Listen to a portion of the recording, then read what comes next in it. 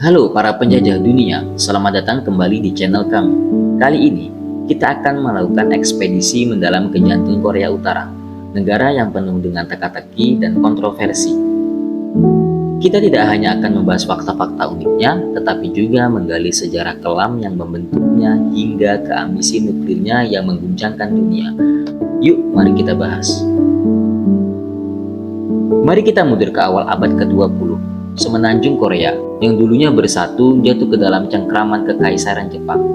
Dari tahun 1910 hingga 1945, rakyat Korea hidup dalam penindasan, kehilangan identitas budaya mereka, dan dipaksa untuk tunduk pada kekuasaan asing. Ini adalah periode yang meninggalkan luka mendalam dan memicu semangat perlawanan yang kuat. Ketika Perang Dunia Kedua berakhir dan Jepang menyerah, Korea menghadapi nasib yang tragis. Para pemenang mereka, Amerika Serikat dan Uni Soviet, memutuskan untuk membagi semenanjung di sepanjang garis lintang 38 derajat. Utara dikuasai oleh Soviet, sementara selatan dikuasai oleh Amerika Serikat. Ini bukan sekedar pembagian wilayah, tetapi pembagian ideologi yang akan menentukan masa depan Korea. Di utara, Kim Il-sung, seorang tokoh gerilya komunis yang karismatik, muncul sebagai pemimpin yang didukung oleh Soviet.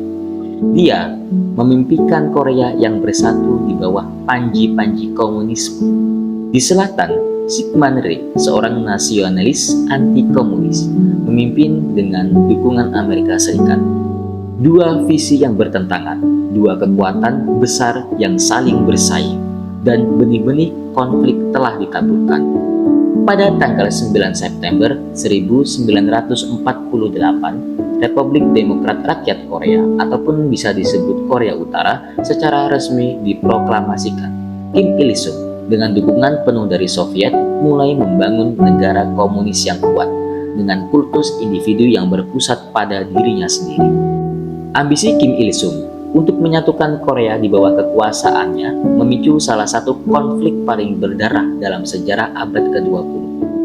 Perang Korea pada tahun 1950. Pasukan Korea Utara menyerbu selatan, memicu intervensi dari kekuatan-kekuatan dunia.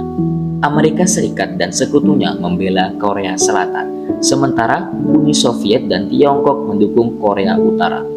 Perang ini bukan hanya tentang ideologi, tapi juga tentang perebutan pengaruh di era Perang Dingin. 3 tahun pertempuran sengit, jutaan nyawa melayang, dan semenanjung Korea hancur lebur.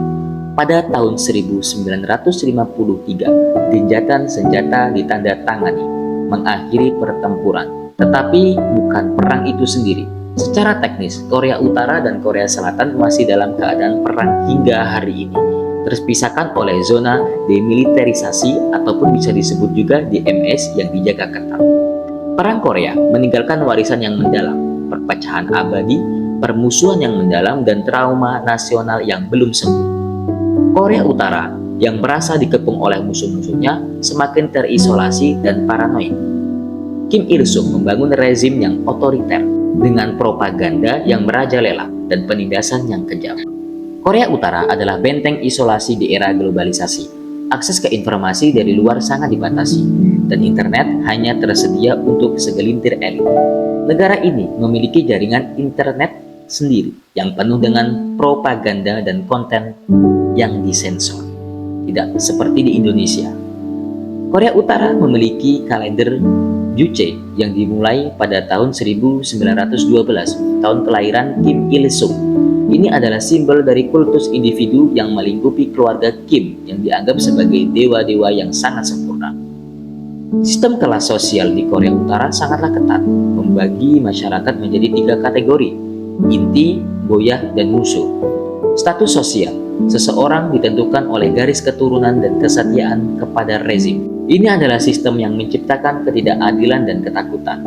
Hukuman 3 generasi adalah salah satu contoh paling mengerikan dari kekejaman rezim Korea Utara. Jika seseorang melakukan kejahatan, seluruh keluarganya hingga 3 generasi akan dihukum. Ini adalah bentuk hukuman kolektif yang dirancang untuk menanamkan ketakutan dan kepatuhan. Korea Utara memiliki pasukan siber yang sangat canggih yang terlibat dalam aktivitas peretasan dan pencurian dana di seluruh dunia. Ini adalah bentuk perang asimetris yang memungkinkan negara terisolasi untuk menyerang musuh-musuhnya tanpa harus mengarahkan pasukan konvensional. Setelah kematian Kim Il Sung pada tahun 1994, kekuasaan diwariskan kepada putranya Kim Jong Il dan kemudian kepada cucunya Kim Jong Un. Dinasti Kim telah memerintah Korea Utara selama lebih dari 7 dekade, membangun negara yang didasarkan pada kultus individu, propaganda, dan penindasan. Program nuklir Korea Utara adalah sumber kekhawatiran global. Rezim ini telah mengembangkan senjata nuklir dan rudal balistik yang dianggap sebagai ancaman bagi stabilitas regional dan internasional. Korea Utara mengklaim bahwa program nuklirnya adalah tindakan pertahanan diri, tetapi banyak yang khawatir bahwa ini adalah alat untuk pemerasan dan agresi. Di tengah sanksi internasional yang ketat, Korea Utara harus mengembangkan teknologi nuklirnya, menunjukkan tekadnya untuk menjadikan kekuatan nuklir. Rezim ini tampaknya bersedia mengambil resiko apapun untuk mempertahankan kekuasaannya, bahkan jika itu berarti isolasi dan konfrontasi. Kehidupan para wanita di Korea Utara dan bagaimana mereka menjalani kehidupan mereka juga merupakan hal yang menarik untuk dibahas. Pada intinya, Korea Utara adalah negara yang penuh paradoks, terisolasi tetapi berpengaruh, miskin tetapi kuat secara militer, tertindas tetapi bertahan. Ini adalah negara yang menantang pemahaman kita tentang dunia modern dan mengingatkan kita akan bahaya ideologi ekstrim dan kekuasaan otoriter. Apa pendapat Anda tentang Korea Utara? Bagikan pemikiran Anda di kolom komentar. Jangan lupa untuk menyukai, berbagi, dan berlangganan untuk video-video yang lebih mendalam dan informatif. Jangan lupa subscribe channel kami agar selalu berkembang.